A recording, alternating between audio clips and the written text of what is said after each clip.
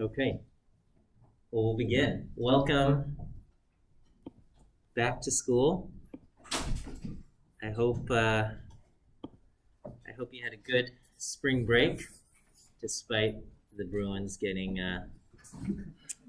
not making it to the next round. Um, but welcome back. It's 1 week is barely enough, but anyway, we'll make it through. At least we have like summer to look forward to, right? Is it this anybody's like last quarter ever and you're graduating? Yay! All right. Okay. Well, we'll make sure you pass. And and then you'll be graduate. Yeah. Okay. All right. Well, welcome to spring quarter. All right. Highlights from the syllabus. Let's take a look. All right, I think a lot of you had me as your teacher last quarter. I think there's a few new names I didn't recognize on the syllabus. So anyway, this is me. My name is Miles, and you can call me Miles or Professor Chen, Dr. Chen, whatever you are comfortable with. That's fine. And this is gonna be this will be my office hours schedule. Mondays and Wednesdays I will have. This should say 11. I need to fix that. Okay, all right, I'll fix it. But basically, Mondays and Wednesdays, the hour after class, I'll have in-person office hours, and then I'll have a bunch of online office hours. I think last quarter I tried to do in-person and online at the same time, and it was just like it was too hard. For in-person, it'll be in-person, okay, and that'll be Mondays and Wednesdays after class, and then. How many of you have class immediately after this class? Oh my goodness. Okay. All right. Maybe I'll have to think of another. What about immediately before? Nobody wants to come at 9? Okay. Well, all right. All right. We'll figure something out. Okay. 1 o'clock? Or 12 to 1? 12 to 1? Okay. All right. So maybe I'll do like Wednesdays will be. Don't do that? All right. You know what? We'll play it by ear. All right. Maybe I'll do like 11:30 to 12:30, and then if you have 11 at noon, you can come, and if you get 12 to 1, you can whatever. We'll figure it out. All right. Okay. And then I got a bunch of online times, and anyway, I work best via like talking and stuff. Some of you might have experienced, you sent me an email and then it took me like a week to respond or something. And it's not that I've got anything, it's just I'm just bad at email. And I know it's like, who's allowed to say they're bad at email, but I am. So your issues will be resolved better if you come to office hours. And anyway. So I try to have a bunch of office hours availability, and I'll try to make adjustments and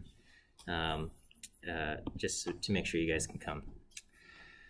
All right, this is the grade breakdown. I think similar, except you'll notice. So I've got lecture view quizzes. If you don't know what that is, I'll explain. We'll have campus wire. Homework's always kind of worth the most. That's, I think, where most of the learning happens anyway.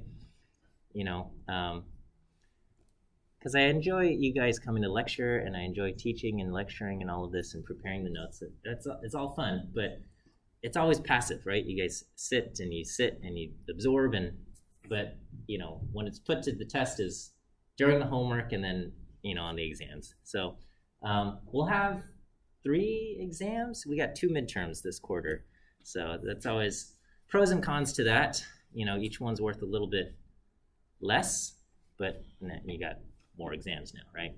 And I have more grading. So but anyway, so we'll have midterms. I think the dates are in the syllabus, and so we have that. Okay. I don't curve, straight scale. That's how it goes. Okay, so the way lecture view quizzes, so these are going to be worth 10% of your grade. Pretty much every single lecture, I'll have this multiple choice quiz, and it's on Canvas right now, I think. So you would open this up. Okay, and you'll notice it's open until Wednesday, right before class. So you gotta make sure you take it between today and Wednesday. And if you're in person, it's no problem. But if you don't come to class one day, just make sure you watch the video and answer the quiz before the next lecture. Okay, otherwise you miss out on the points, right? And you miss out, you get a 0. It's not that big of a deal. There's like gonna be almost 30 of these things, I guess, minus the exam, so 27, 28, 27, something around there. So, and then a total of 10%. So each one's worth like, I don't know, less than a percentage point, right? So if you miss one, it's not that big of a deal. I also dropped the lowest one. So if you miss one, no points lost. If you miss 2, you'll lose a little bit of points, okay? And then if you mess something up, I can't really do much. So just make sure you type in the correct answers, okay? And basically, it's just multiple choice. I give the answer audibly. Here, wait, let me just show you if you haven't seen this. How do I switch to student mode again?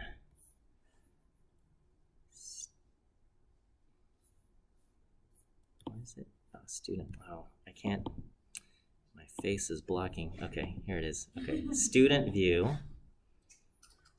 All right, so student view, you go to the view quiz, and then you'll say, I'm gonna take the quiz.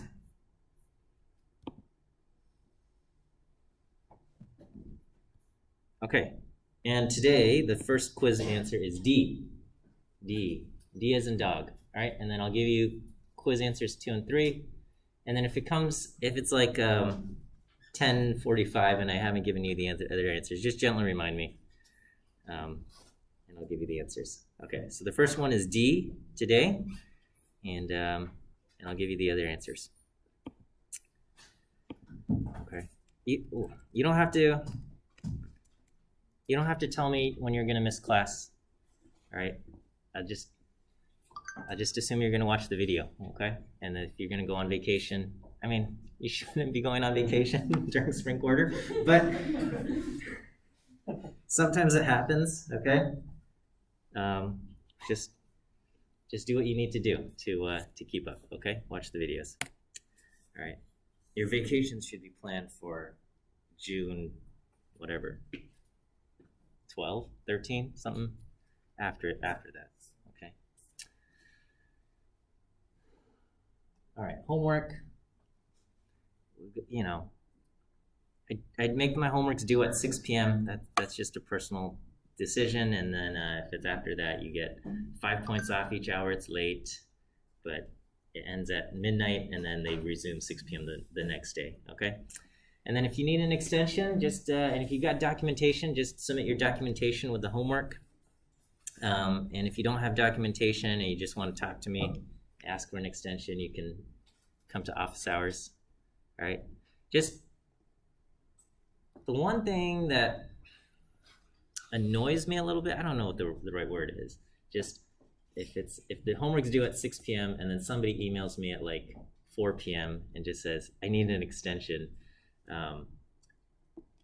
that I always feel like that's just poor planning. You should just at least come. I get it, sometimes emergencies happen, and if that happens, no worries. You don't have to feel bad. But if it's just poor planning on your part, sometimes just own up to it. But anyway, I generally try to be flexible and understanding. So just come talk to me, and then and I can grant you an extension. So for the homework, if you had me for 102A, I think you know that some of the homeworks are long and they take a while to finish, and it's kind of similar this class as well. I've got homework assignments, and and they're intended to be good learning exercises and learning times of learning, but they are long and they'll take a while. So please, you know, as soon as they're posted, at least take a look, get an idea of what's expected. You know, some of the homeworks, you know, some parts will go quickly, and you might be like, was it that easy? Yes. Okay. And then other things will be like, oh my gosh, this is taking forever, and that's how subjects go. Okay, office hours. Why did I write all of this stuff? Basically, come to office hours, and when you come to office hours, especially in person, just introduce yourself by name, unless I call you by name and let you know that I know your name. But a lot of times, it takes me a while to get your names. So do that, and then if you're coming via Zoom, please have your cameras on. It's much nicer to interact, being able to see you. And then, yeah, I'm happy to answer any kind of questions about the material. I'm happy to explain any kind of stuff. If you have questions about grad school or things like that, I'm happy to at least give you my thoughts, and not to say that it's good advice, but just I'm happy to share my thoughts and tell you what I've seen other students do and things. And then I'm happy to fix any kind of grading mistakes. If we make mistakes and things need to be fixed, I'm happy to fix all of those things. Just the one thing that I don't enjoy is if somebody get like, if I get into a fight about like whether a certain mistake is worth 10 points or 5 points. It doesn't happen very often, but occasionally it does. So, okay. And then Campus Wire, please participate on Campus Wire. I think a lot of students last quarter earned Eagle status on Campus Wire, and if you didn't earn Eagle status, you know, a lot of people got at least full credit on that part, and you know, only a handful just didn't participate at all, and I feel like you're just losing 3 points. I don't know.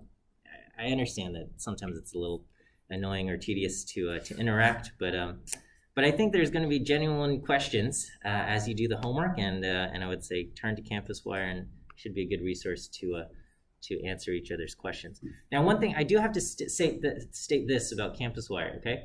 I watch and I read through the threads, but I don't actively editorialize and try to make sure that every single bit of information on Campus Wire is 100% correct, okay? And I kind of leave it to the wisdom of the class to kind of upvote the correct answers and have discussions about things that are wrong. And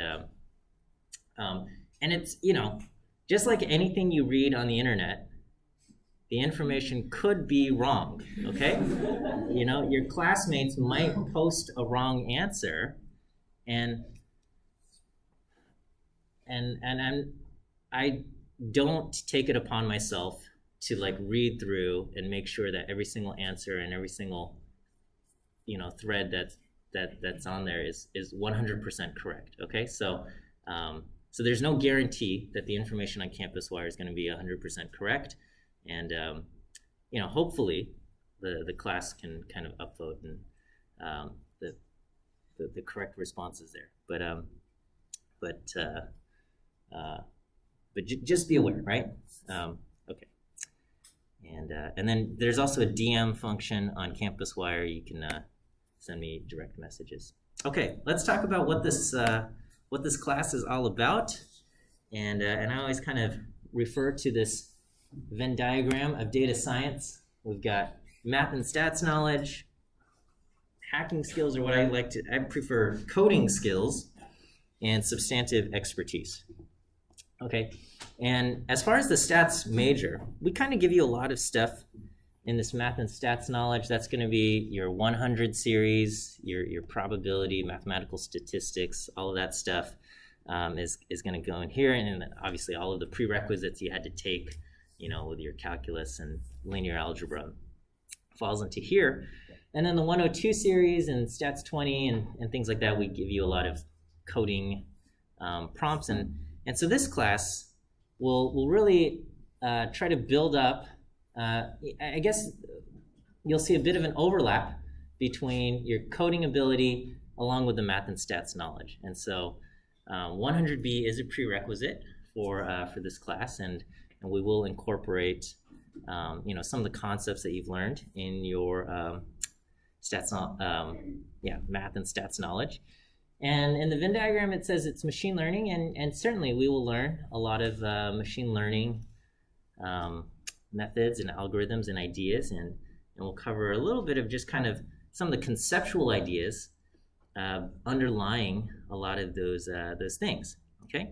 Now this part, the third part, the substantive expertise, is often what is required to get true data science, and that's just something that, as the stats major, is not able to provide. Just because you can apply a lot of these ideas to pretty much any subject or field out there with data, okay? And whether that is psychology data, biology data, economics, or marketing, or whatever it is, or sports data, there's going to be thousands of different subjects, and so we can't tell you, we can't build up substantive expertise in every single subject. So it's really up to you to decide what your interests are. I mean, a lot of those have already been determined, but decide what you want to become an expert in. And sometimes it requires you to learn things and go out there and take classes of interest, or to explore data on your own and things like that. When it comes to applying for jobs, and you're applying to different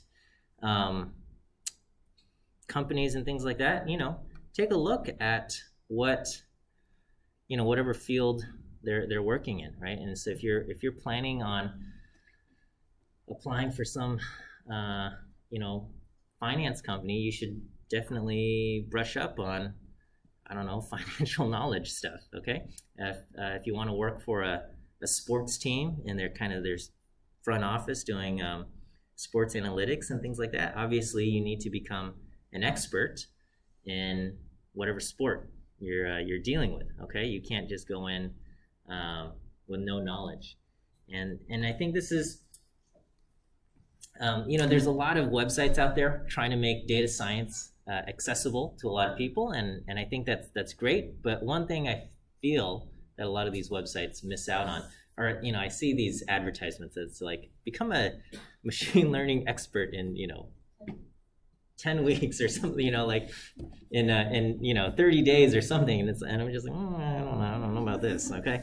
And one thing that a lot of these things just completely leave out is just, you need to be familiar with it, familiar with the data. And a lot of these things, and this class is also guilty of this, is just, they pick these data sets that are just like, oh, here's the IRIS data set, where it's like, okay, nobody really cares.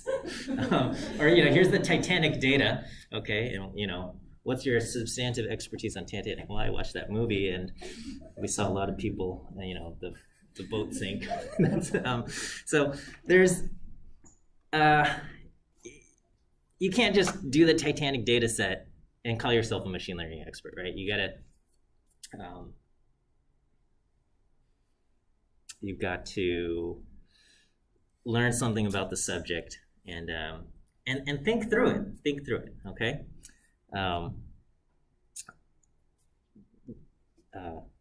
Anyway, Titanic data set, you can get pretty good accuracy just by predicting everybody dies. Okay. And then further, you can get even better accuracy if you just say, first class passengers survive and third class passengers die. And that's you just do a couple splits like that, and you'll get pretty good accuracy. That I would not say that makes you an expert. You could have done that without any machine learning. You could have just watched the movie and figured that out too, right? And so there's a lot that you can get done just with substantive expertise, just by having some familiarity with the subject matter there. Okay, so anyway, this class, what does it say? It says Stats 102B presents material from the overlap of coding, skills, and math and stats knowledge. Yep, and that is true. I assume you are comfortable with writing code, whether you like it or not. That's another deal. And but I hope you enjoy the subject matter. Okay, and a lot of the what we're going to do is we're going to cover a lot of machine learning algorithms. And pretty much all of these algorithms that I'm going to teach you, they've already been implemented in a lot of packages. The work has already been done. But part of the learning experience is I'm going to have you write some of these things yourself, okay? So just kind of like, when you learn a root finding method, a lot of these things, a lot of these optimization things, they've already been implemented, but I'm going to force you guys to write some of these, the code to run these algorithms yourself. And the idea is hopefully you'll gain a familiarity with them where you can explain how these algorithms work. And by being able to explain how they work, you can understand when they're going to be useful and things like that. Okay, so this is some of the stuff we're going to cover. We're going to start off with some of the basic ideas of how we even assess machine learning models. So we'll talk about, loss functions and likelihood functions. We'll talk about cross-validation and regularization, and these are all going to be applied to, they have applications in many different machine learning models.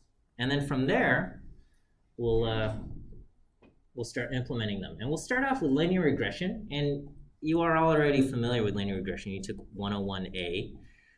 But we're going to take it from a machine learning perspective. So rather than looking at things like the AIC, BIC, and VIF to determine how good your fit is, we'll just use these kind of machine learning tools like cross-validation and regularization to decide how well our model is performing. Okay, we'll also take a look at some neural networks, maximum likelihood estimation models, classification, clustering, the EM algorithm, and PCA. And it's a good amount of stuff, okay? There's a lot of overlap between this class and 101C, and I'm not sure how many of you have taken 101C. Some of you have, and some of you will take it in the fall.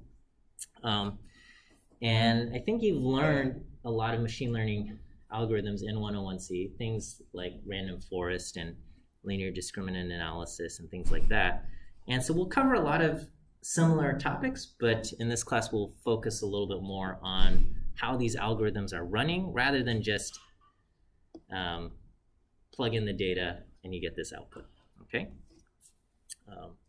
And I'll also be teaching 101C this summer, and I'm excited to cover that as well. Okay, so how does this work? Okay, well, anyway. So this is kind of the overview of all of the different things we've got, and then the other course in the 1 and 2 series is Monte Carlo methods. Okay, let me give you your next view quiz answer. Second view quiz answer today is the letter A. A as in apple. A as in apple. Okay, I always take a little bit of time during the first lecture, and if you had me for 1 or 2A, this is just on repeat, okay? It's like a tape recording of myself and I'm playing it again, okay? But I do always want to talk a little bit about academic integrity and plagiarism. And the truth is, when you look at the homework assignments and I have these things listed off as like task 1 and task 2, and these are the kind of the things that you have to do. If you see it as just tasks of things that you have to complete, it can be tempting to plagiarize or find solutions. And the truth is that there's already a lot of high quality code that's going to do exactly what I'm asking you to do, exactly what you need it to do. And if the goal is just to accomplish the task, then yeah, it makes total sense to use one of these packages and one of these solutions, right? It would not make sense to write your own algorithm that's going to do like k nearest neighbors when there's already a k nearest neighbors function built into R, okay? So, why would you ever write your own thing? that's but that's not the point, right? The point of these exercises is for you to learn the algorithms. It's for you to kind of gain a deeper understanding of how these things work. And so um, that's the point of the homework, okay? And the analogy I like to use is, going to the gym and using your brain and exercising your muscles and using your brain. There's a lot of kind of similarities there, right? In that, at the gym, if you do a workout and it wasn't hard at all, right? If everything is super easy, then you can't expect to get that much stronger or build your strength or endurance or things like that, okay? And similarly, if you go through life and during your kind of learning journey, if you are not exercising your brain and if you're not putting your brain through some challenges, your brain's not going to say, well, I need to get stronger, okay? And there's this concept of muscle atrophy where if you don't use your muscles, they get weaker. And studies have shown time and again, it's similar for your brain. If you don't exercise your brain, if you don't regularly give it some kind of challenges where you have to kind of think through things, your brain's just going to resort to being lazy, and things will get tougher. So when you experience, as you're doing the homework and it's a challenge for you, it's a good sign, because it's exercising your brain, right? When you struggle through it, your brain's going to try to form new connections and you're going to get better, okay? It's just like when you were first learning how to ride a bike or drive a car or something like that. It's always kind of tough and overwhelming in the beginning, and then with practice and time you get better, okay? Same with coding, same with a lot of these exercises. When if you find something too difficult and you choose to plagiarize, it's like going to the gym and asking someone else, a stronger person, to lift the weights for you, okay? And again, if the goal was that the weights get lifted, you've accomplished the goal, okay? But of course, the point of lifting weights at the gym is not so that the weights get lifted, but so that you gain strength. And it is that process, that difficult process of lifting the weights, that will help you gain strength. And I believe it is the same idea, that it is the difficult process of working through the homework, it's of working through the exercises and the code, that is going to make you stronger, academically or mentally, as far as these coding tasks go. So, of course, ask for help, talk to classmates. You don't have to face all of this alone, but don't just look at someone else's solution or someone else's code to figure out what it is you need to do, okay? If students plagiarize, I think that is because students have confused what the goals of the course are, and if you say getting a good grade is more important than my learning, then yes, plagiarizing seems like becomes a tempting option, okay? But again, I want you to prioritize your learning over anything else, over the getting of the good grades. And I know it's unfortunate the way we have set up our systems, in that I have to provide some kind of grade at the end of the day. And with so many students, the way we kind of grade is by looking at whether your code is working and doing the thing that it needs to be doing. It's too difficult or too time consuming to look individually at every single line to figure out how much understanding is there. So there is a conflict, just kind of because of the fact that I have to grade for a lot of people, and the efficiency of that. But I hope you yourself can judge your performance in the class based on what you've learned, rather than just how many points you've gotten, okay? On some arbitrary metrics there, all right? So what I ask of you is that you work hard when you on the assignments, and that you don't look up kind of solutions from other students. And sometimes students, in past courses have like posted their answers online, and I don't like that. Please don't do that. Okay, please don't take your answers and post them online. And actually, I have you sign this kind of academic integrity agreement that says you're not going to do that. Sometimes students still do that, but please don't look up solutions online. Please try to do everything on your own. Okay, and of course, ask for help. Go on Campus Wire and help one another out. But don't copy someone else's solutions. And if you're not able to finish everything, that's okay. Submit what you have, submit what you've got working. If it's not 100% working, you're not going to get 100% on the grade. But don't view that as a failure, just as truly the results of your best efforts and areas for you to kind of improve and keep working. Okay. All right, so as far as collaboration policy, that's posted, that's homework 0, read through the syllabus, read through the collaboration policy, and basically it comes down to, you can talk about your code, you can talk about what you've done, just don't share your code directly, okay? So you can say, these are the functions that I've set up, these are, I've set up this kind of loop, I've set up this kind of idea, and things like that. You can talk about that. There's quite a bit you can talk about without necessarily showing your actual code, okay?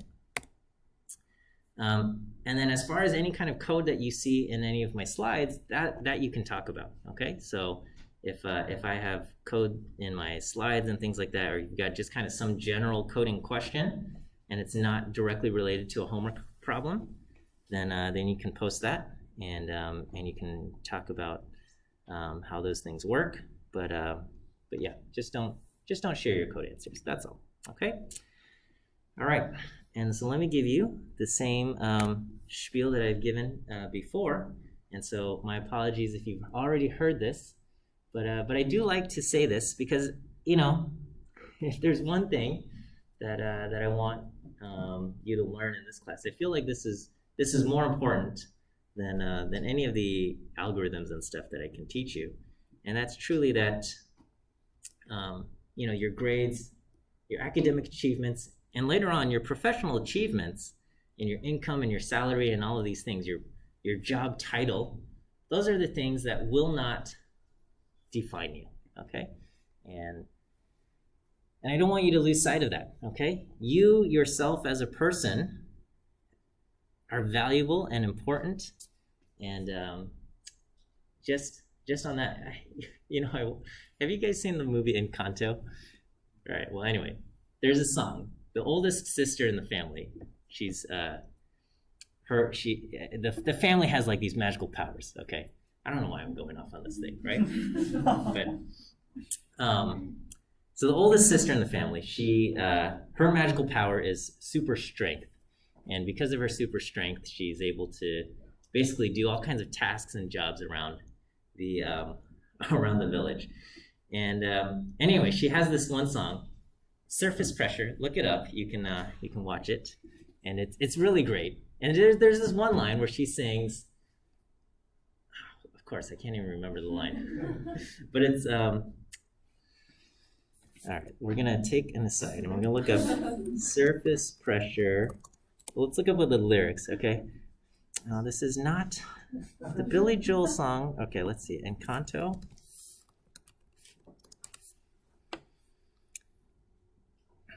Oh, I hesitate to click this. I'm the strong one. All right. Okay. Oh, look at that. All right.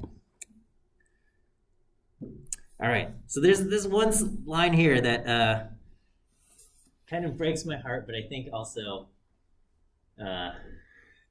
she has these doubts in herself, and she derives her self of worth at the time of the singing of her song. She derives her self of worth from her ability to kind of do these tasks and help other people, right? She sings because under the surface, she says, "I'm pretty sure I'm worthless if I can't be of service," and I think sometimes people feel that way, but that's not the truth, right? We have worth and value. Just your presence and just your being can light up other people's worlds, right? And so your value doesn't come from your grades. Your value doesn't come from your ability to do tasks and help people.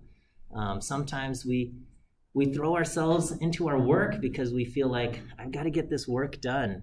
People are counting on me, and that might be the case, but that's not what gives you value.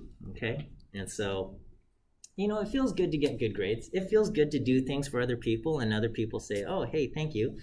Those things feel nice, but that's not what gives you value. Okay, your grades don't define you. Your income, your salary, your title in the future, that's not what defines you. All right. Sure, these things are nice. All right, it's nice having good income and things like that, but don't draw your value from there. All right.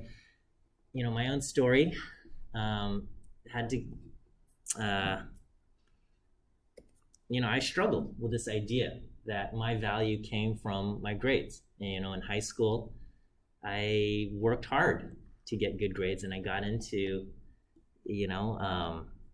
my dream school, Caltech at the time. And I imagine a lot of you have similar stories where, because of your performance in high school or community college, you managed to come to UCLA, right? There's, you put in a lot of effort and energy to get here where you are today. And again, I think so when I was in high school, because of that, I tied so much of my own identity to my academic achievements and grades. And so during my first year of college at Caltech, I struggled. And, I got, spring quarter of my freshman year, I failed multiple classes. And I was on academic probation. And I got, a letter in the mail about how if I don't bring my grades up, then I'm going to get kicked out of school. And it was hard and depressing, and I didn't know what to do. And thankfully, my parents were supportive. My father especially, he told me it was okay to let go of this dream of going to Caltech, and it was okay to in a sense, effectively fail or drop out. And he reminded me that he was still proud of me. And that just meant so much to me at that time, because it was just a time where I had so much doubt in myself. I ended up having to transfer out of that school. I went to a different school, Kettering University in Michigan. And I think the change of scenery and things, improved a lot, just for my own mental well-being, and I did better academically there as well. But that painful experience also allowed me to recognize that, I learned this lesson that my grades don't define who I am. But it was a tough lesson, and I don't know, I don't wish that upon anyone here, but I hope just at least these words that I say can help at least plant that thought, okay, into you, into your hearts, I guess, so that you can find joy and fulfillment and self-worth from other things, right? I eventually found it, in my own my faith and my relationships with others, and a sense of self-worth, and I, not to brag or flex or anything, but I think I'm truly a happy person. I have a lot to be grateful for, and sometimes things in life are hard. There's definitely challenges in life, and those things aren't going to go away. But I'm confident in who I am and how I feel, and all of that, not because of what I've done and what I'm able to do. So anyway, I want you to have that in yourself as well. I like to talk about work-life balance as well. I think this is also an important idea for you to learn, especially those of you who are graduating. You're going to start working in careers and things like this, and maybe you're already suffering from a bad work-life balance as it is in school. And especially, in the start of your career, there's going to be a whole bunch of things that are vying for your time. And so I like to kind of split the overall day or different things that we can put our energies into just kind of 3 broad categories of work, relationships with other people, and yourself, right? And so work's going to include anything like school, also actual work, right? And just any other kind of professional obligations. And then the others and the relationships, that's going to be all of your social obligations. And that includes your friends and your family. If you're in a romantic relationship, that's going to be an important thing. And any other social obligations. And if you have friends from work, this is a little bit of a blend there, okay? And then you also have to take care of yourself, right? Your physical health, your mental health, your spiritual health. And there's 24 hours in a day, and it's just not possible to give 100% to everything, okay? There's not enough time to do everything that you want to do, okay? And so you have to choose what's important to you and devote your energies accordingly. And when you put less time and energy into something, in general, you're going to get less out of that thing, right? If you move away and you never call your parents and you never have a conversation with them, you're just naturally going to get a little bit more distant, okay? Your parents will probably always still love you no matter what, but you might find out like, oh, mom broke her arm.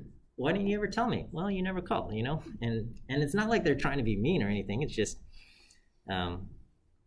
things grow distant if you don't put the time in there, right? And so, I think satisfaction in life, you can find that by just kind of accepting the natural consequences of what you've chosen to put energy into and what you've chosen not to put energy into, right? And the silly example I do is, you might start off with a group of friends, right? And right now, or in the beginning, you spend a lot of time with them and you're very close to each other. And then perhaps you enter a romantic relationship. And so now a lot of your social energy is being put into investing into this romantic relationship, which is important and desirable for you.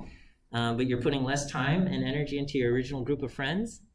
And so what's just naturally going to happen is you won't be as close as you once were with your original group of friends. And, the first time that they decide not to invite you out to some kind of social gathering or something that they have, it can feel a little bit hostile. It can feel a little bit like they're trying to shut you out. But I don't think they're actively trying to shut you out or try to get revenge on you or anything like that. But it's just, the natural consequence of not putting in as much time as you used to. And if you can kind of accept that and just say, oh yeah, this makes sense, I think you can reduce your own feelings of bitterness or jealousy or things like that when that happens, okay? Similarly, in the professional and corporate world, you're gonna have some colleagues that put a ton of time and energy, right? Maybe they don't have anything outside of work, and so all of their energies are going into work, okay? It makes sense from a management perspective to promote those people, right, who are putting all of their energy into work. And whether that's a healthy thing or not, is up to that person, okay? If you have other things outside of work, right? If you have friends and family outside of work and you leave work and put a lot of time into there and you don't have as much time to put into work things, you might be passed over for a promotion, right? And I know there's, the corporate culture, it's I think come under scrutiny with good reason for this idea of like, do we have to be this person that continues to stay at work all these hours? And it's probably not a good idea, okay? But I think some of these people will always exist, right? I remember in one of my first jobs, there was a man who had moved, I was working at this international company, and he had moved from another country to work in the United States.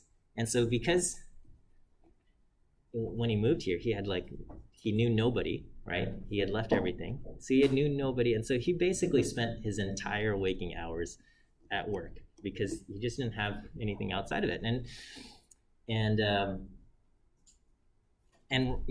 he was promoted, but I think, I don't know, that is not something I would have chosen for myself, but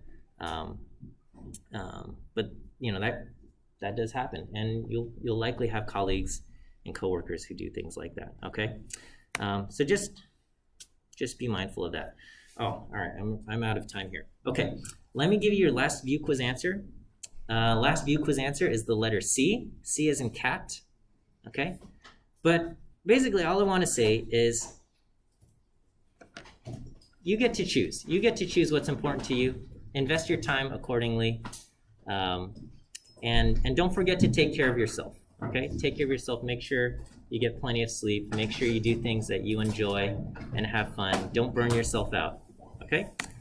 Anyway, looking forward to a good quarter. We will see you on Wednesday, and that will be that. Okay. Have a good rest of your day. Welcome back to school.